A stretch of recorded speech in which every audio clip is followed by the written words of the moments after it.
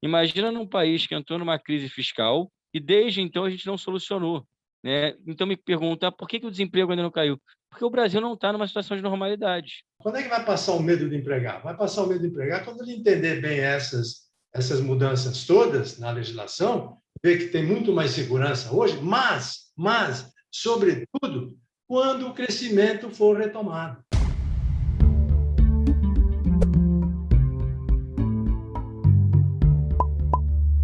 Olá, bem-vindos ao canal Brasil. A nossa conversa de hoje é sobre reforma trabalhista, um tema que volta ao debate passados 4 anos da aprovação e implementação da reforma.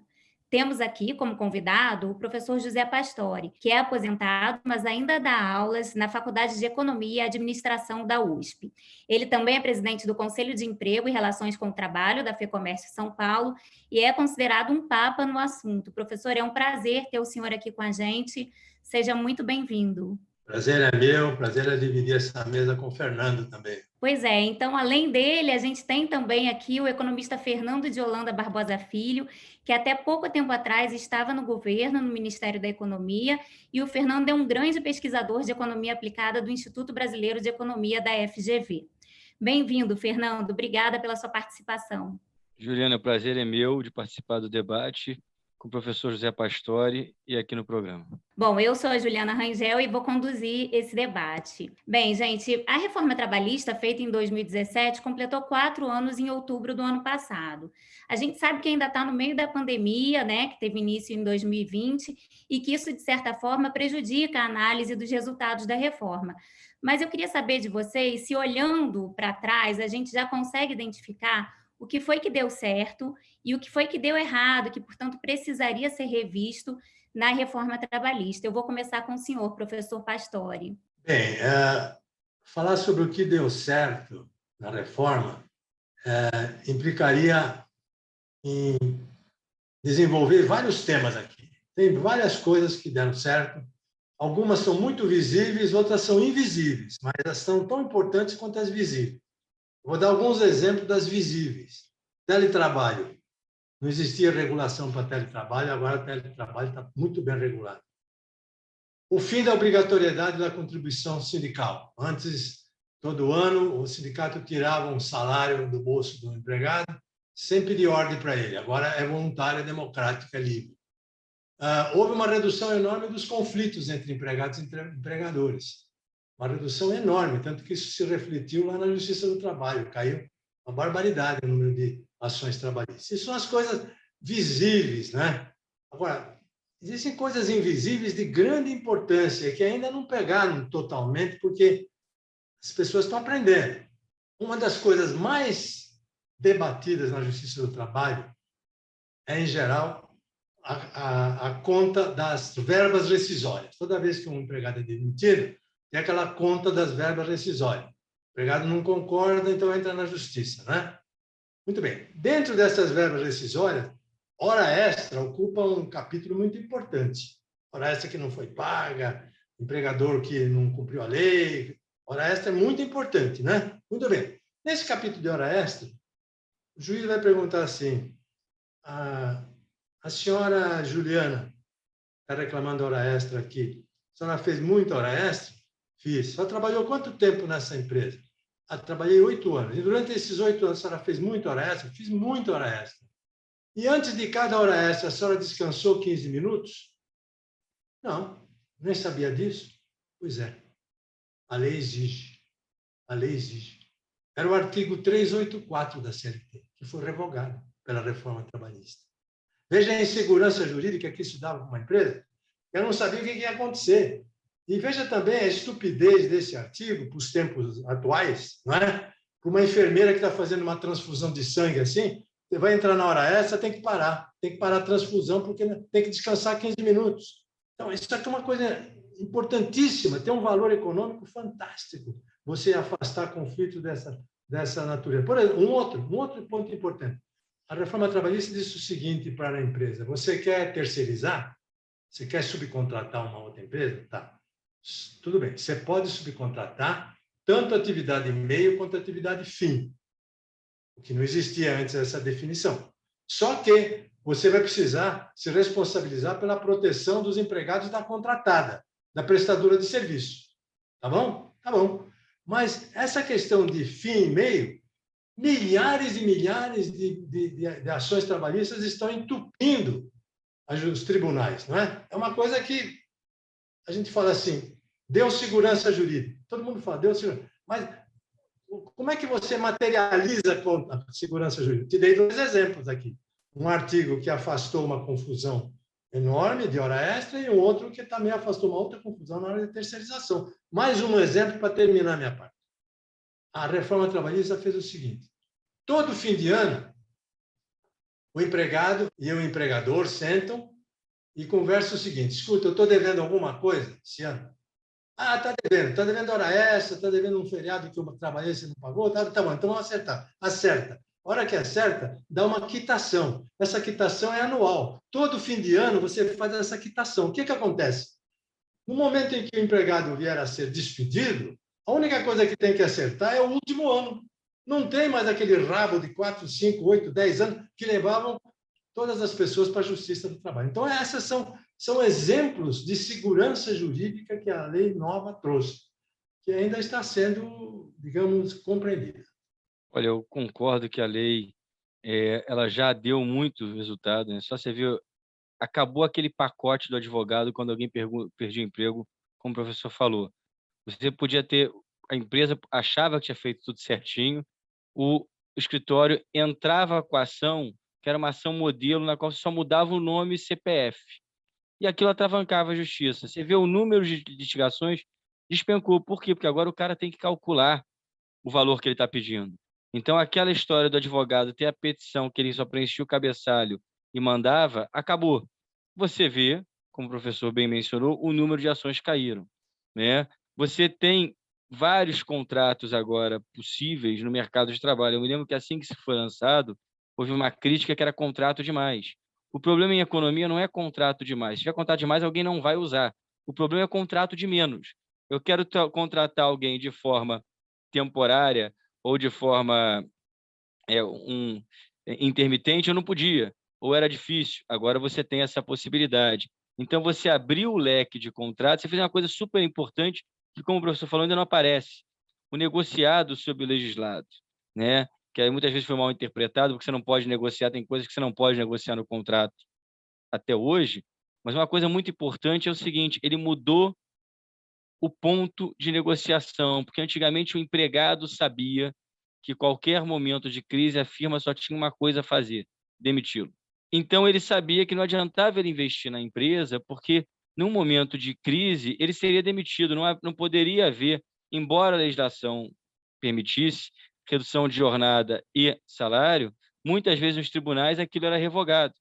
O exemplo de 2008 da Embraer é claro. A Embraer, na maior crise da história, perdeu a venda de aviões, ela negociou com seus funcionários redução de jornada, redução de salário, isso tudo proporcional, mantendo os benefícios, ou seja, o salário do trabalhador caia menos que proporcionalmente a redução de horas, e foi embargado no Tribunal Regional do Trabalho de São Paulo. E aí o que aconteceu? Virou demissão. E por que isso é importante? A gente ainda não vai ver. Porque isso vai aumentar a produtividade da economia. A gente tinha um acordo que era a empresa nunca investe no empregado, o empregado nunca investe na empresa. Por quê? Porque sempre ia ter desquite em momento de crise. Não fazia sentido a empresa investir no empregado, nem o empregado investir na empresa. Isso vai aumentar o treinamento e tem tudo para aumentar a produtividade do trabalhador. Isso ainda não apareceu. Isso não apareceu numa estatística muito importante, e eu, como economista que sempre defendi a reforma, sempre me questionam, o desemprego não caiu ainda. E não vai cair enquanto a gente não resolver nosso imbróglio fiscal. Tá? Um dos motivos pelo qual a reforma do trabalhista que a gente fez não deu todos os resultados que ela poderia dar, tá? Eu tenho um amigo meu, Bruno Ottoni, ele fez um artigo muito legal simulando essa possível queda na taxa de desemprego, que seria entre 1,5% e 2,5% da taxa de desemprego potencial. Como é que ele fez isso? Ele usou um painel com vários países que fizeram reformas, né? E aí esse grupo sintético mostrou algo que poderia acontecer, porque aconteceu nesses outros países. Isso demora tempo em condições normais de temperatura e pressão. Imagina num país que entrou numa crise fiscal e desde então a gente não solucionou, né? Então, me pergunta, por que o desemprego ainda não caiu? Porque o Brasil não está numa situação de normalidade. A gente continua tendo um país fiscalmente problemático.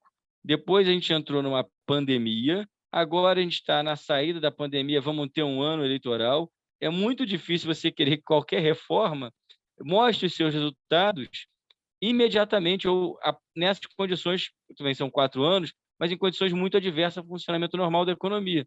E mesmo assim, já foi mencionado aqui diversos fatores no qual ela foi benéfica.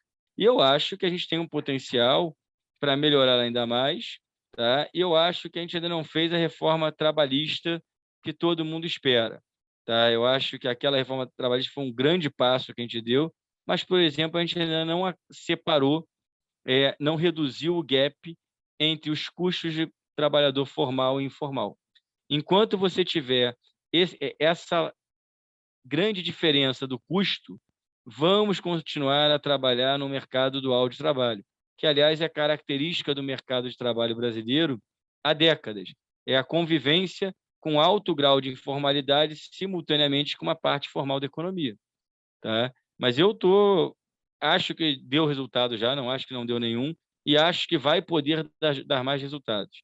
Mas acho que a gente ainda vai ter que trabalhar em aprofundar alguns pontos das reformas, coisas que a gente não teve coragem de tocar ainda, e obviamente a gente sabe que é um ponto delicado, né? Porque reforma, eu vou traduzir de forma simples, reforma é perda de direito, alguém vai perder direito.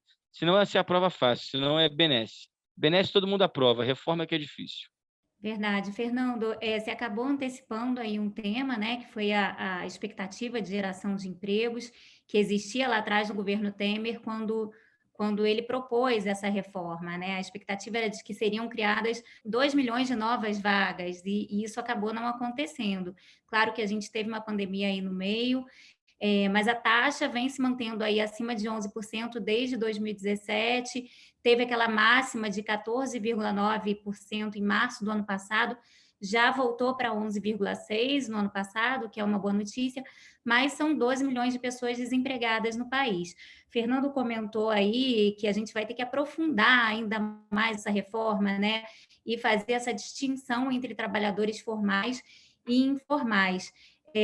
Professor Pastore, eu já também ouvi o senhor comentando que emprego não se cria com canetada, né? Não ia ser a reforma que ia criar o emprego, mas, de certa forma, existia essa expectativa de que haveria uma desburocratização e que isso geraria mais contratações. Queria que o senhor falasse um pouco sobre isso, essa expectativa de 2 milhões de novos empregos estava errada, estava, de repente, desajustada? Veja bem, Juliana, é muito difícil você querer encontrar uma relação causal entre reforma e desemprego. O motivo você já falou. O emprego você precisa ter investimento e crescimento para poder gerar emprego, né? Agora, você pode encontrar até umas coincidências, né? Mas você vai ter coincidência de tudo que é tipo entre desemprego e reforma. Por exemplo, antes da reforma, no ano 2015, o Brasil destruiu 1.500.000 postos de trabalho formais, antes da reforma. Era com a CLT, que muita gente ainda sonha com ela. No ano seguinte, foi a mesma coisa. Destruiu, não é que deixou de gerar emprego, destruiu 1,5 milhão de vagas formais. Não tem nada a ver com a reforma. Agora, por exemplo, nós temos a reforma, e o Brasil, com pandemia e tudo, gerou 2.700.000 vagas formais.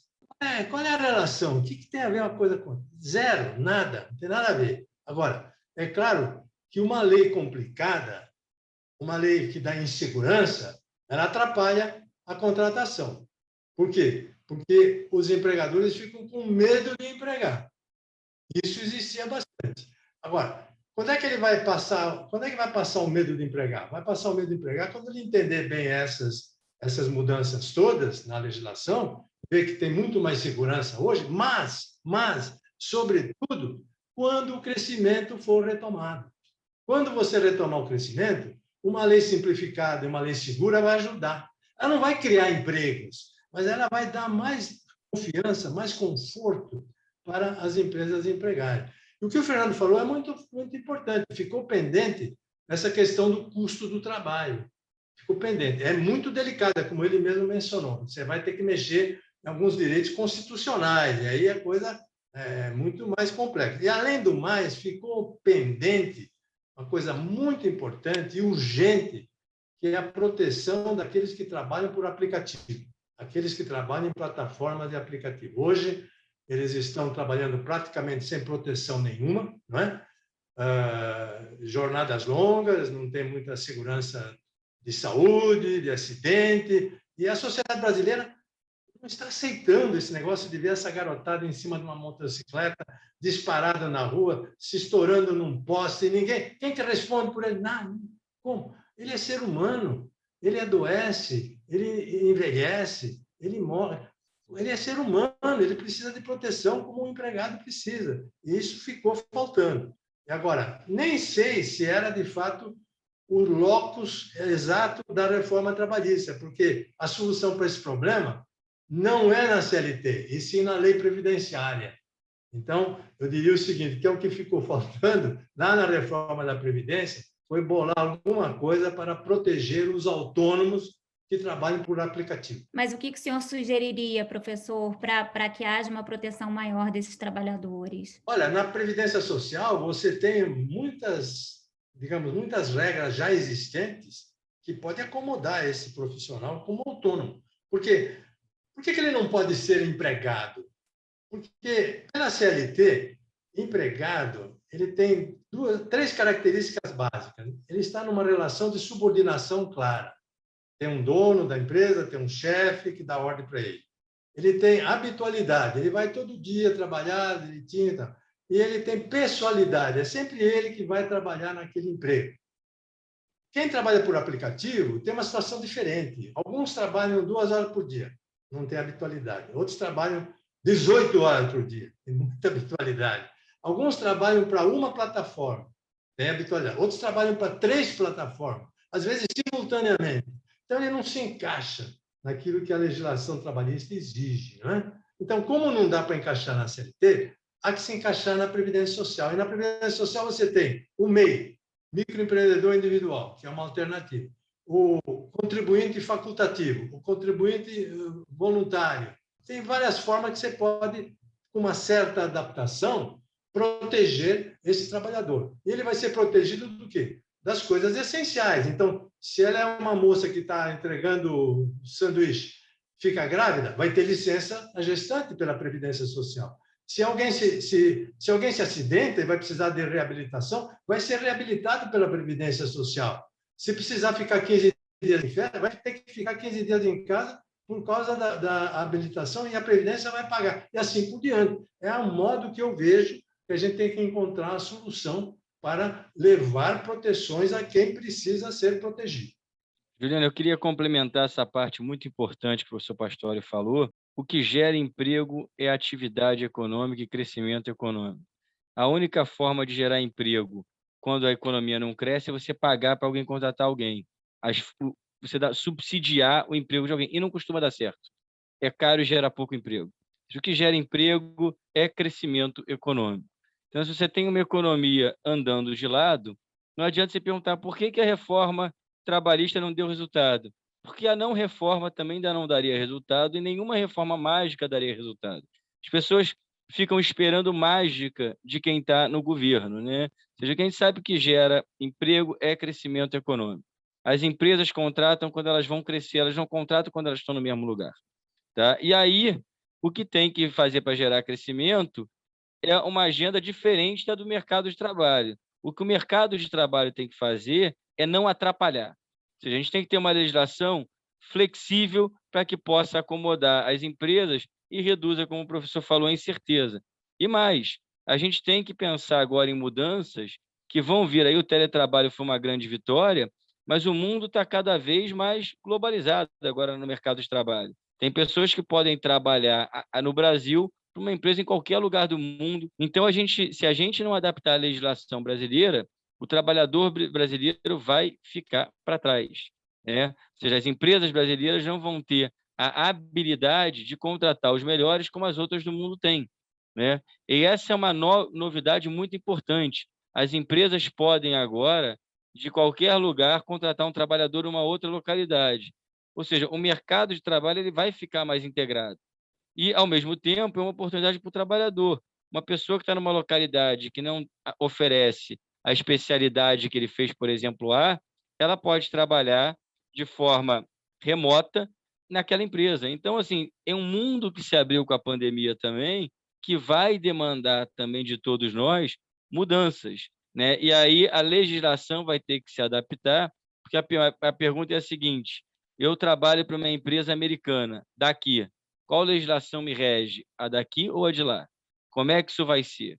Como é que ou em que grau mas ela tem a filial no Brasil, então eu vou processar a filial no Brasil. É assim que vai funcionar? A gente tem que deixar bem claras as regras do jogo, porque se a regra não tiver clara, ela vai contratar o argentino em vez de contratar o brasileiro.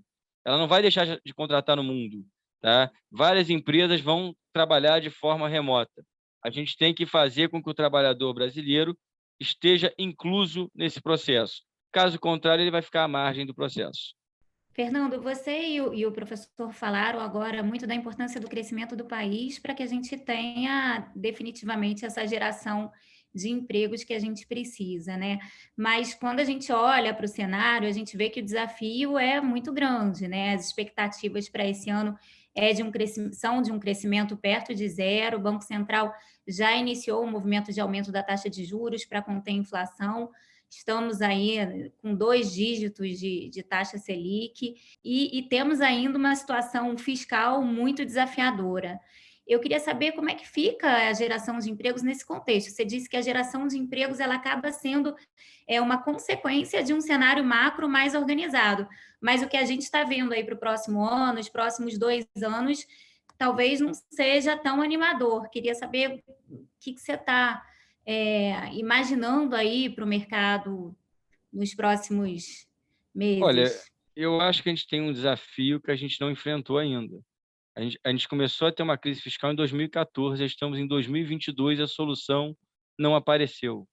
Ou seja, eu sempre brinco que o problema é quem vai pagar a conta.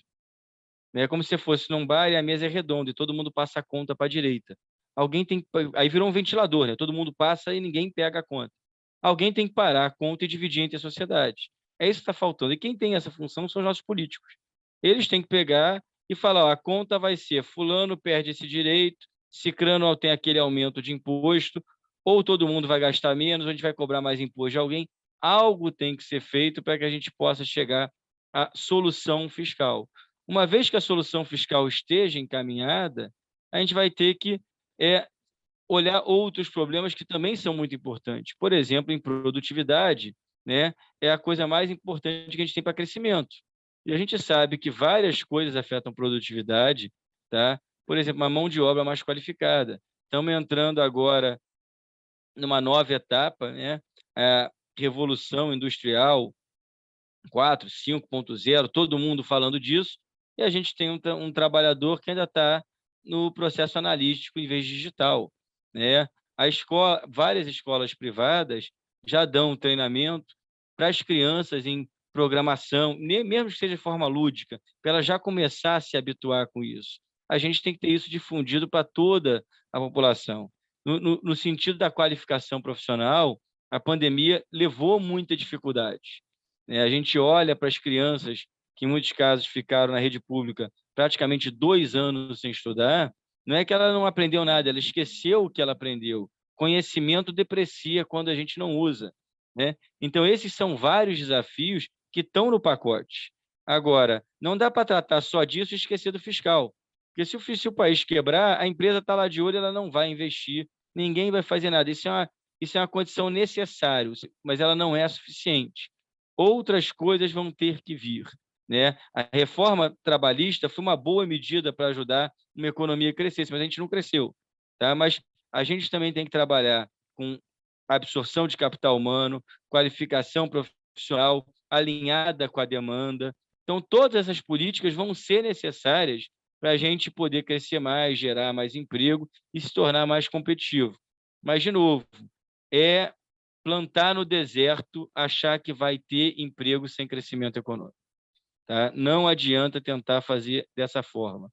A gente tem que ser paciente e coerente. Crescimento econômico é fundamental. E todas as medidas que a gente falar aqui, elas vão colaborar com esse processo, mas elas não vão sozinhas gerar os empregos que a gente precisa. Fernando, eu queria colaborar com você, concordando com a sua tese geral, de que só o crescimento é que vai gerar emprego neste ano aqui, que nós estamos vivendo agora. Mas eu queria fazer um rodapé, se você me permite, um rodapé na sua explicação. Ela está perfeita, está concordando, é isso mesmo, mas nós vamos crescer meio. O que você pode fazer com 0,5%, né, em termos de emprego? Né? O que a gente está visualizando que pode acontecer? Bom, estou vendo o seguinte, Fernando, para 2022. Estou vendo que muitas coisas já estão contratadas para gerar emprego. Não vai ser uma geração de emprego retumbante como essa que você está pensando e que eu estou pensando também, para trazer o desemprego para 6%. Nada disso. Não é nada retumbante, mas há algumas coisas que já estão contratadas. Por exemplo, aquelas concessões que foram feitas em 2021, de aeroporto, de 5G, de porto, transporte, etc., todas essas concessões, nos seus contratos, elas têm cláusulas de ampliação e modernização das obras. Isso aqui já está acontecendo. Aliás, 5G, por exemplo, tem que implantar uma rede de antenas no país que já está sendo feita. Isso aqui vai gerar um pouco de emprego, não tem dúvida nenhuma. Eu acho que dentro daqueles 0,5%, nós temos que procurar o que vai. Outra coisa, os estados e municípios estão com os cofres cheios, e estão também reformando escola, reformando fórum, porque é ano eleitoral. O ano eleitoral eles têm todo o interesse. Isso também gera um emprego. Outra coisa, apesar de ter tido uma pequena quebra na safra, o agro ainda vai bem e a mineração também está exportando. Isso aqui, é claro que não gera emprego direto, mas gera muito emprego indireto. As cidades onde estão as empresas do agronegócio, elas estão gerando emprego mais que as metrópoles, ultimamente. Então, é uma outra coisa que nós temos que contar, que aí vai surgir algum emprego. Outra coisa, nós temos aí os programas de transferência de renda, que foram agora calibrados, aumentados, tal. Então, é o Auxílio Brasil, é o Auxílio Alimentação, é o voucher do caminhoneiro. Você não acha que isso aqui vai introduzir renda para melhorar um pouco o consumo e, portanto, gerar emprego? Repetindo, eu acho que não vai ser nada retumbante, mas eu acho que o ano de 22 vai ser melhor que o ano de 21 em matéria de emprego. Melhor seria ainda se acontecesse aquilo que você falou, a gente superar os problemas fiscais e passar a investir para valer mesmo, gerar emprego de infraestrutura em grande quantidade e assim por diante. Mas o que você acha? Você acha que é razoável pensar, dar essa pequena injeção de esperança para o nosso espectador aqui? Não, eu concordo com você. O que eu estou falando é para ter uma queda, para a gente voltar a atingir um crescimento suficiente para você passar a contratar num ritmo maior para o desemprego ter uma queda substancial. Né? Ou seja, todos esses projetos que você falou são investimentos já contratados que vão gerar alguns empregos. Né? A gente gerou emprego esse ano formal bastante, mas foi a recuperação das perdas do ano passado. A dinâmica no mercado de trabalho brasileiro nos últimos anos, desde a crise de 2015, ela vem sendo ditada pelo trabalhador sem carteira e pelo conta própria. Né? Esse ano de 21 foi a exceção, que foi recuperação do emprego formal perdido na crise. Né? Então, para que a gente possa mudar, voltar àquela dinâmica boa de geração forte de emprego formal, a gente vai precisar de um crescimento mais robusto. E aí a gente vai ter que solucionar o problema fiscal. Não faltam projetos de infraestrutura a serem realizados no Brasil, não faltam possibilidades para os investidores tomarem.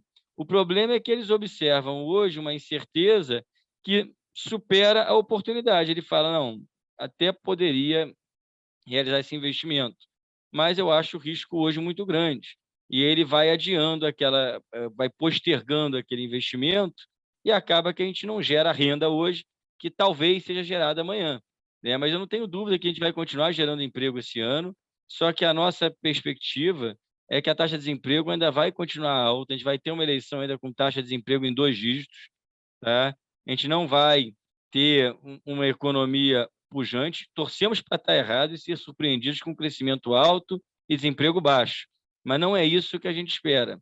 Ou seja, a minha expectativa para esse ano, Juliana, é que a gente tenha, de novo, uma economia puxada pela informalidade. O crescimento do emprego vai ser majoritariamente dado por conta própria e por trabalhador sem carteira. Diga-se de passagem, dos grupos que mais crescem no Brasil é o processo de pejotização.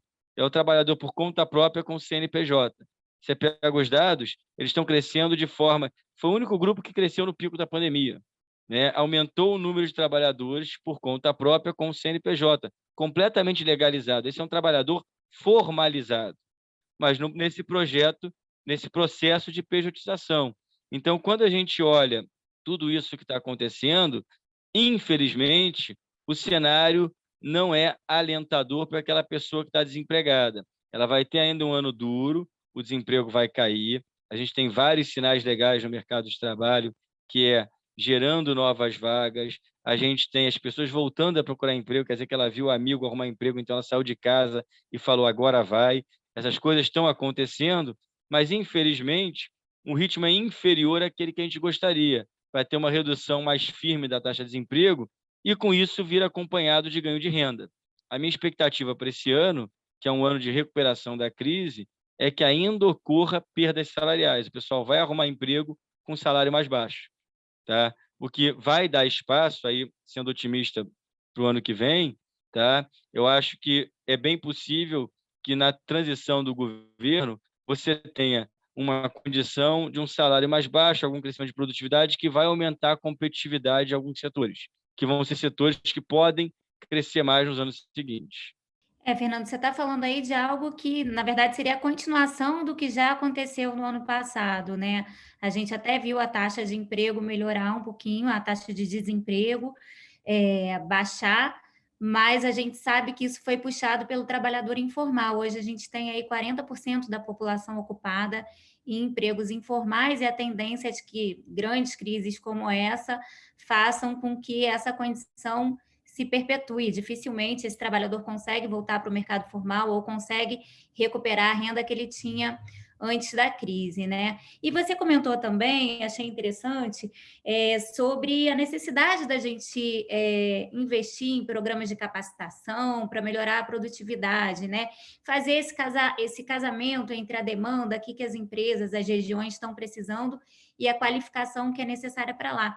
Quando você falou isso, e eu fiquei aqui pensando, a sensação que eu tenho é que a gente já teve vários bons programas, mas toda vez que muda governo, parece que as coisas param, emperram, e aí o novo governo quer criar um novo programa mirabolante. É como se educação não tivesse um projeto de longo prazo no Brasil.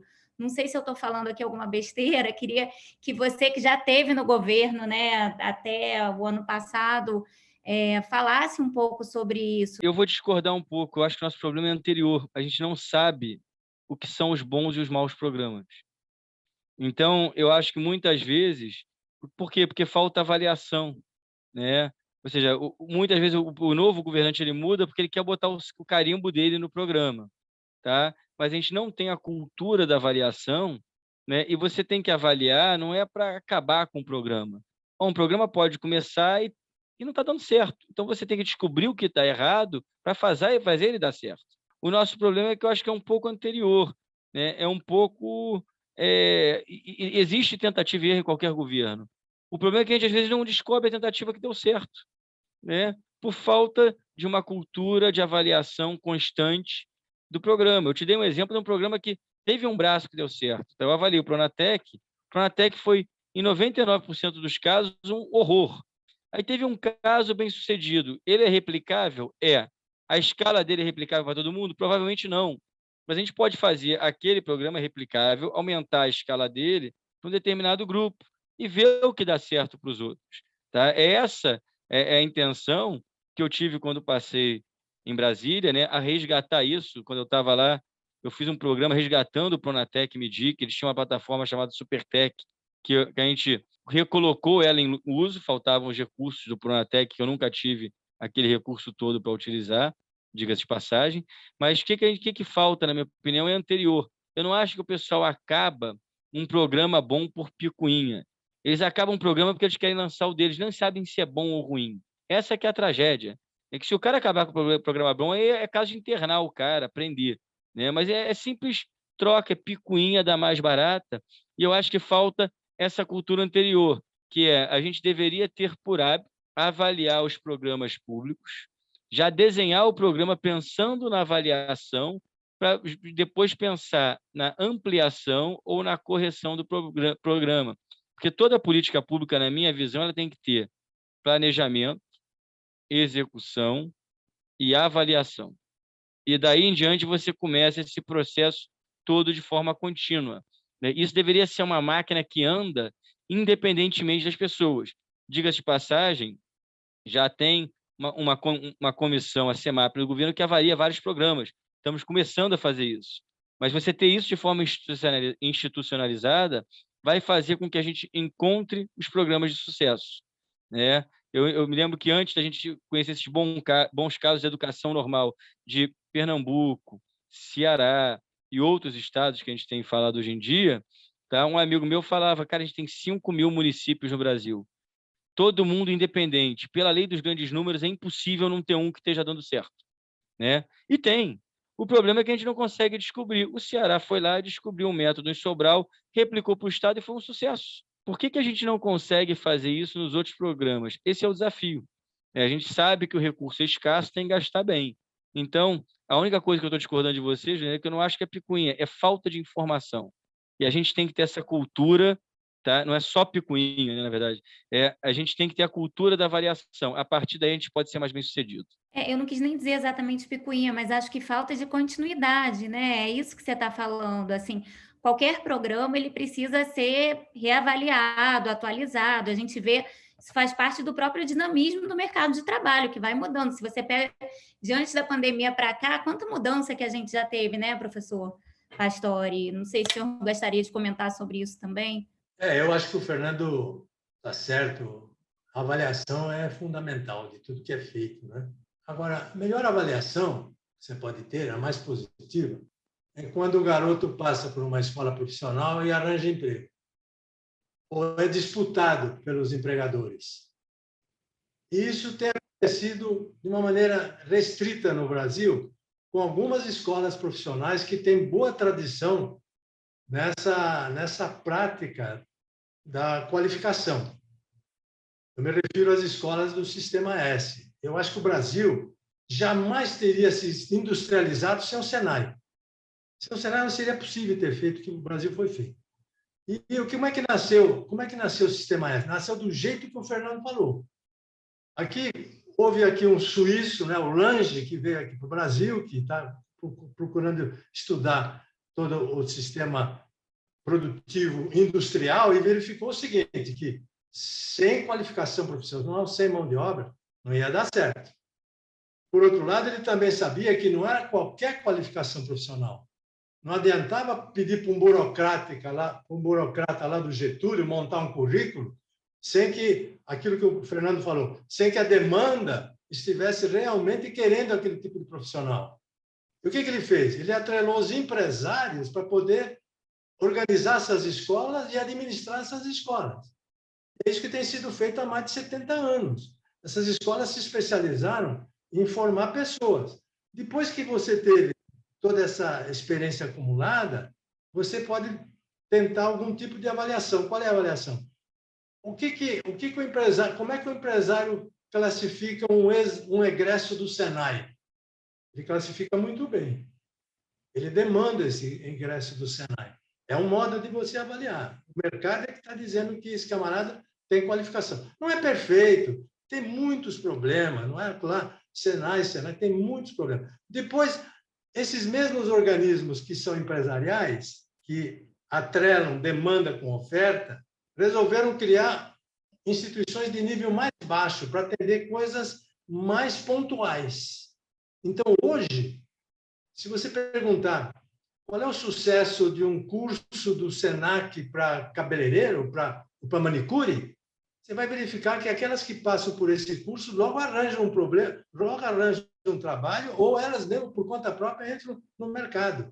E assim acontece com aquele que faz hotelaria, que é garçom, que é cozinheiro, aquele que é ourivesaria, aquele que trabalha em pequenas profissões, digamos assim, que não requer aquela qualificação profissional completa de 2, 3 anos, mas que são cursos e treinamentos muito eficazes para esse tipo de demanda. Isso, se você perguntar para um prefeito e falar para um prefeito, escuta, eu estou querendo fechar a escola do SESI aqui no município, o que você acha?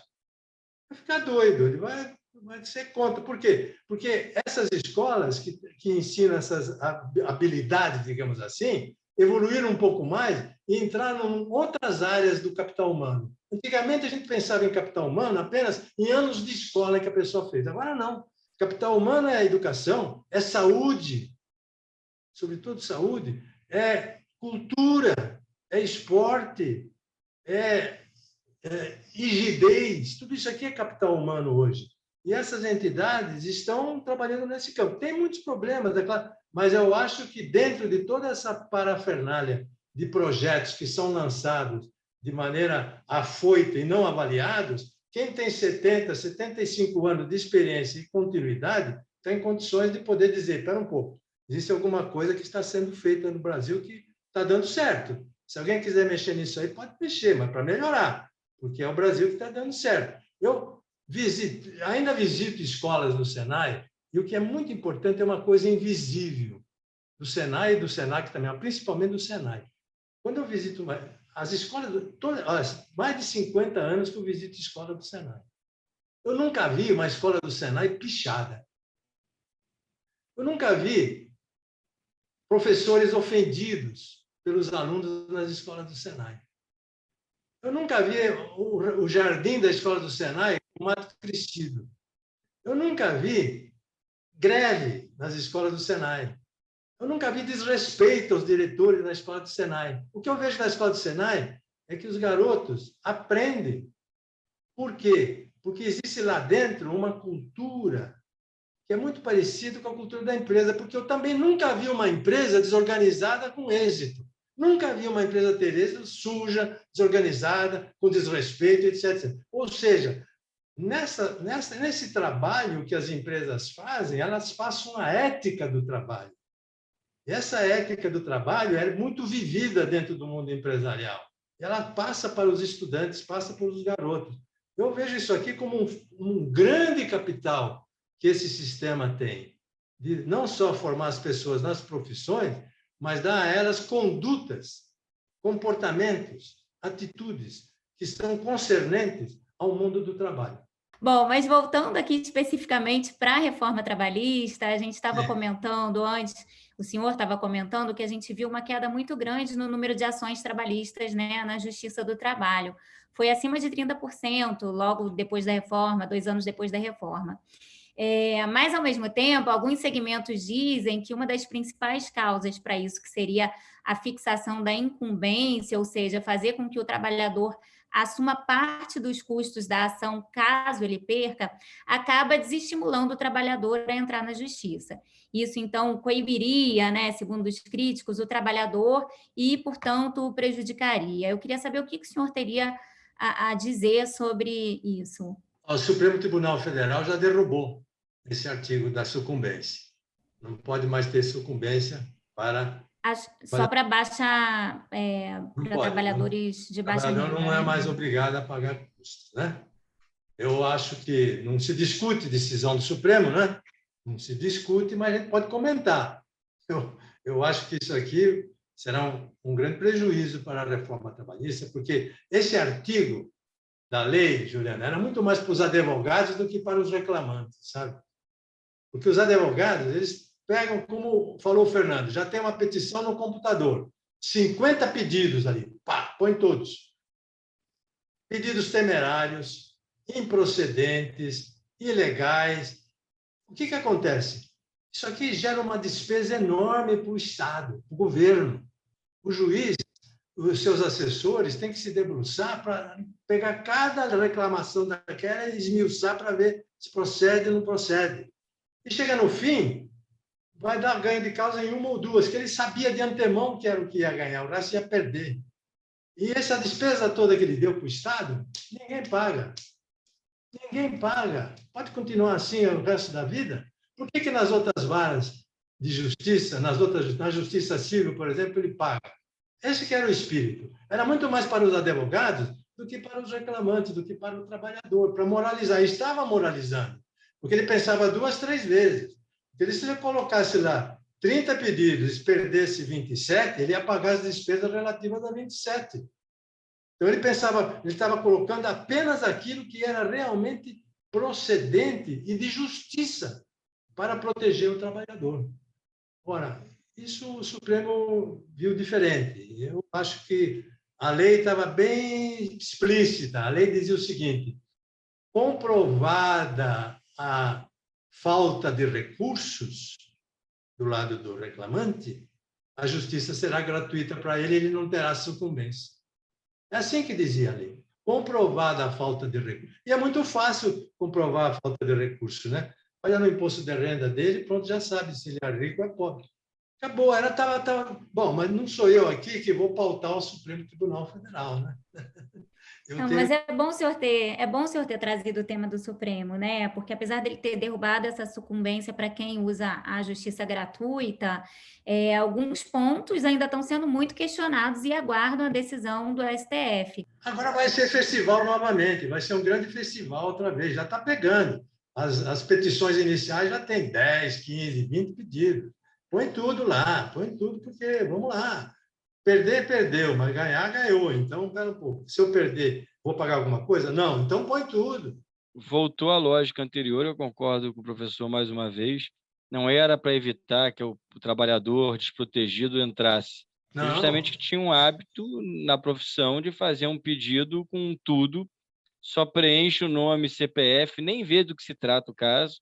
Quando marcar lá a audiência, vai ver o que na verdade ele tem para ir lá pedir.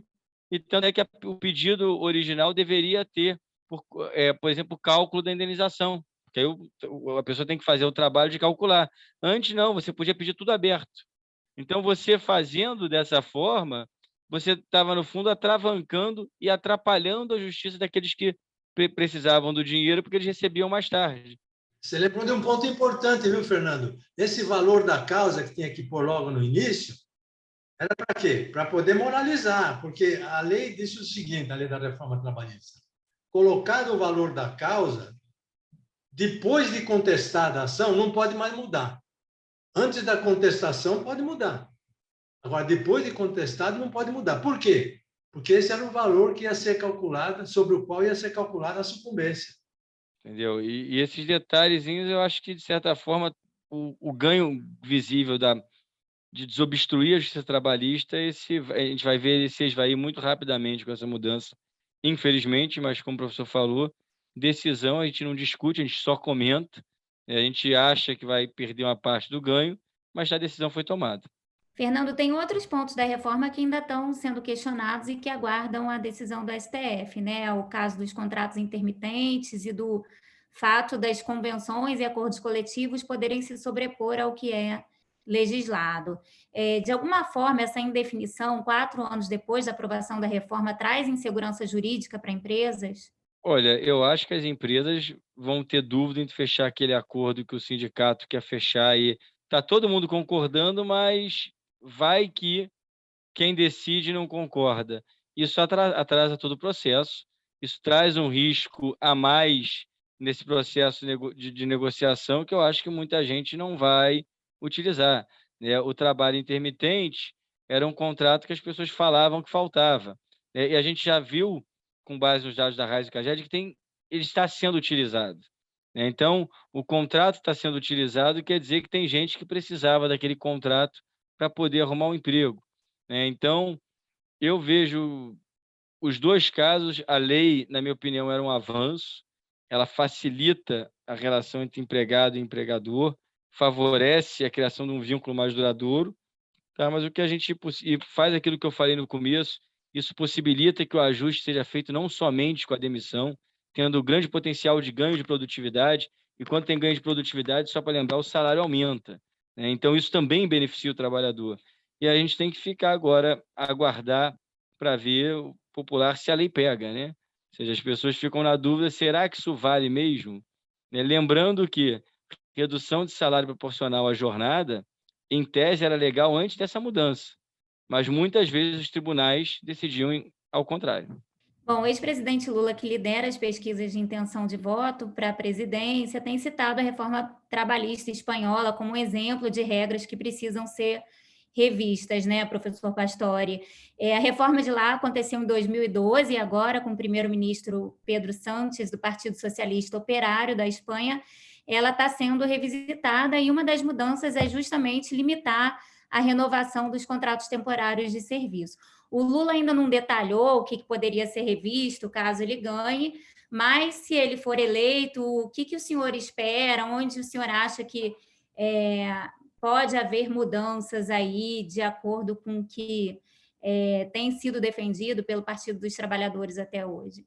Eu acho que se nós quisermos nos inspirar na reforma espanhola, a gente precisa ter muito cuidado, sabe, para poder transferir, né, essa mudança para lá, porque as condições são muito diferentes do mercado de trabalho da Espanha e do Brasil. Lá na Espanha, de fato, depois da grande crise de 2008 e 2009, que atingiu o mundo inteiro, né, crise financeira, principalmente na Europa, e dentro da Europa, o sul da Europa foi muito atingido, com problemas gravíssimos de desemprego. A Espanha resolveu criar várias modalidades de trabalho picadinho, né? Várias modalidades. Trabalho por hora, trabalho por obra, trabalho por projeto, trabalho por dia. Criou várias modalidades e isso foi aumentando. E hoje no mercado de trabalho da Espanha, são 26% assim.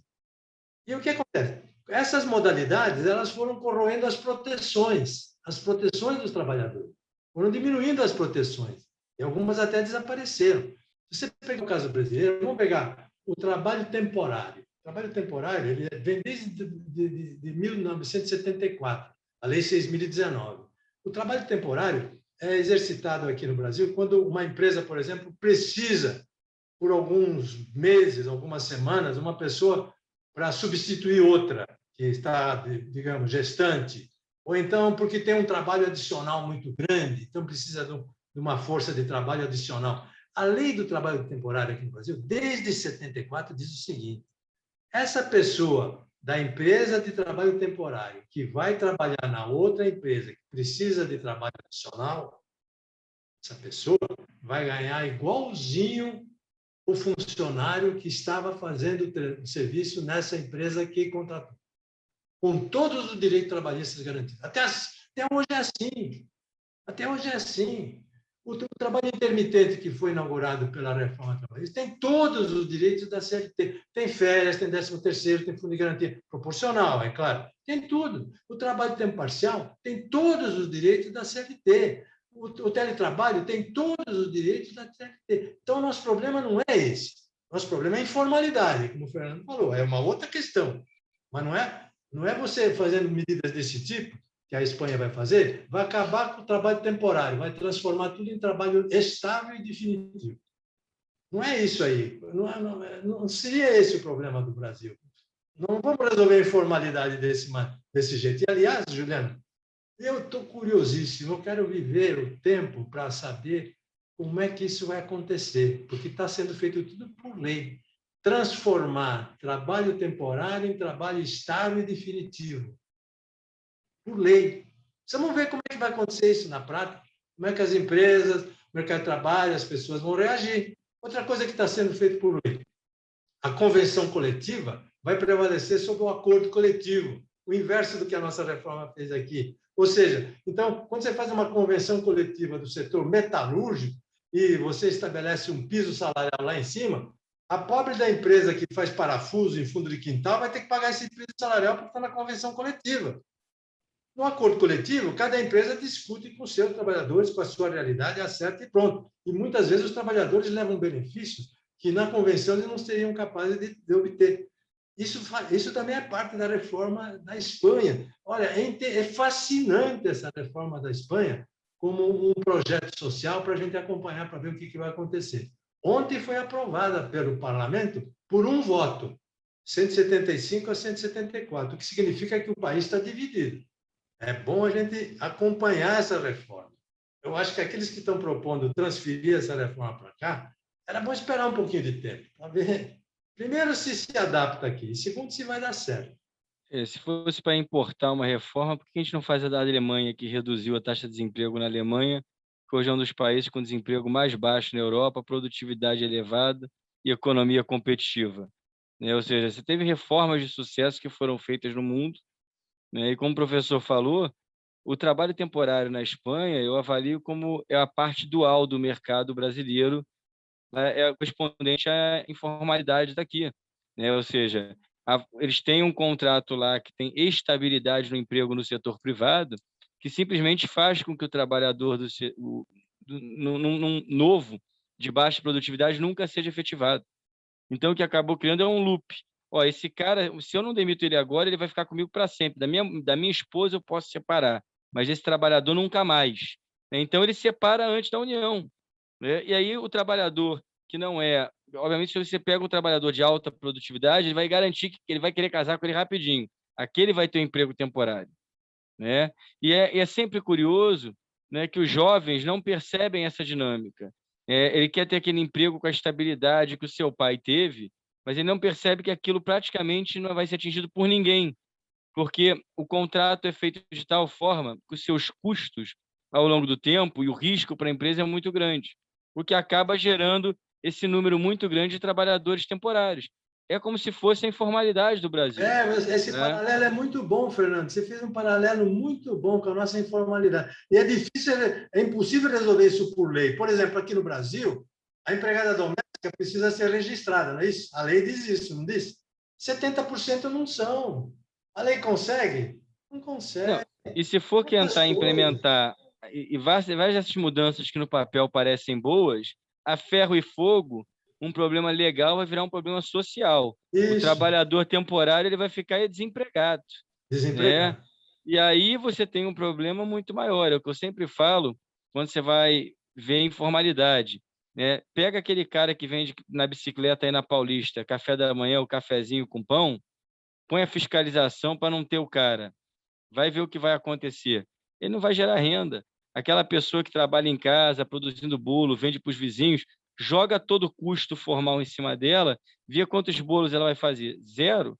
Essa pessoa não vai ser formalizada, ela vai deixar de existir. Esse emprego, infelizmente, muitos desses jovens vão perder o emprego seguindo o sonho do emprego permanente, que não vai aparecer, e eles vão ficar desempregados. Infelizmente, é essa história que a gente vai ver aí nos próximos meses. Essa é uma análise realista, tá vendo, Juliana? Que leva em conta as forças do mercado. Não adianta, a força da lei tem seus limites perante as forças do mercado. Não Porque dá, ela ignora, né, uma parcela da população que não está ali contemplada, né?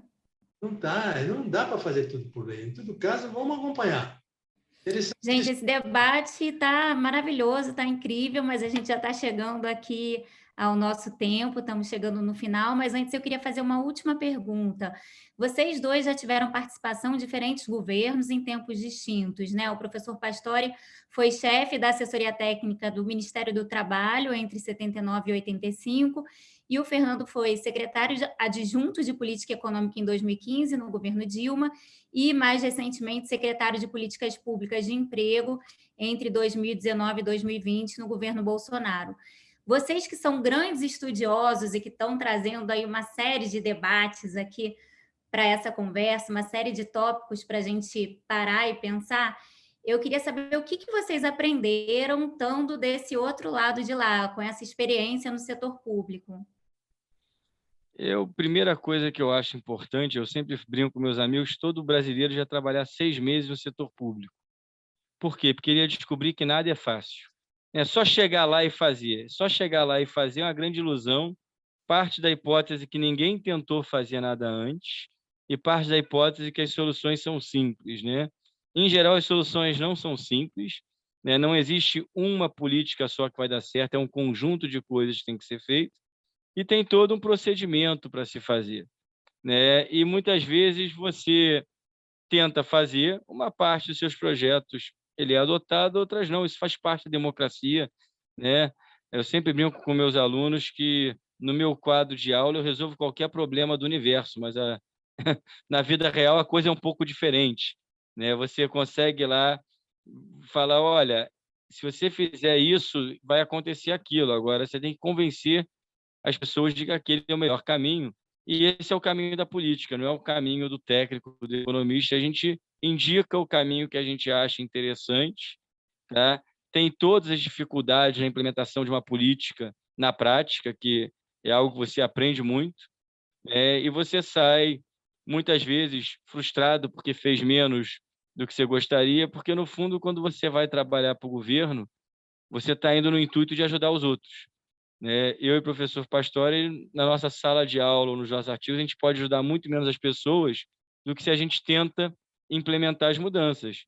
Às vezes a gente é bem-sucedido, às vezes não. E aí você tem que voltar e conviver com a frustração e continuar trabalhando, tentando contribuir no debate com a visão para melhorar as coisas. Bem, o Fernando ficou 6 meses no governo, eu fiquei 6 anos, de 1979 a 85. Eu vejo que minha resistência foi maior naquele tempo lá.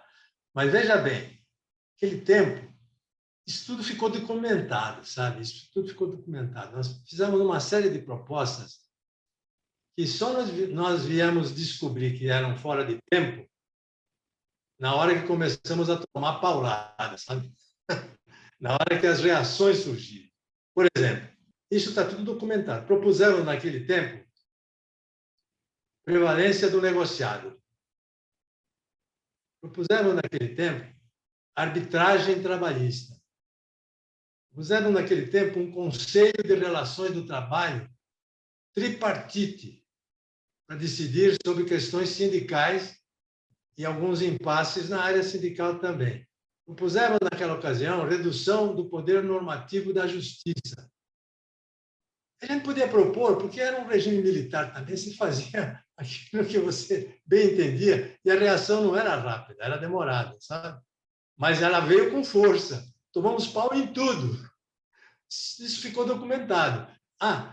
Uma lei importante de 1974, antes até da nossa entrada lá, que era a Lei 6297, que é uma lei que algum dia é capaz do Fernando de se interessar em analisar essa lei. 6297 era uma lei que ela propiciava um subsídio, uma redução do imposto de renda para a empresa de uma parcela grande do que ela investia em formação profissional. E nós tínhamos uma crença muito grande que aquilo ia ser bom, porque a empresa se interessava e todas elas estavam realmente deduzindo do imposto de renda uma parcela do imposto a pagar.